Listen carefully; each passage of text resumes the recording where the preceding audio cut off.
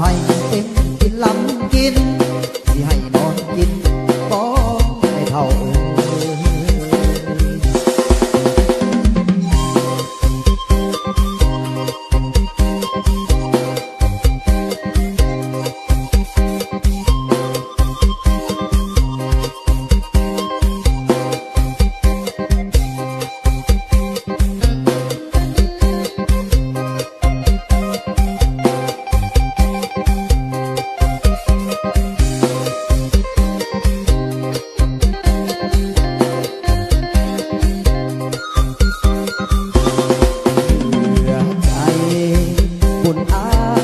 สมอา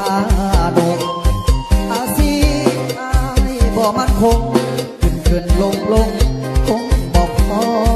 แถวแม่น้องเพิ่นสั่งคนซื้อเขาสร้างแต่ห่างพ่อแมวบัดนี้อายผิดหวังแล้วใจแป้วน้ำตาไหล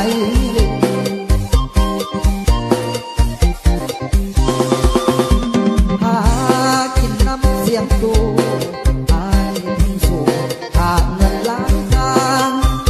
เพื่อหวังหาเงินแต่งนางเป็นขวางทางฮักเลยสูญสิ้นแม่น้องบอกมาบ่อยากได้คนเต้นกินลำกินบ่ให้เป็นกินลำกินสิให้นอนกินบ่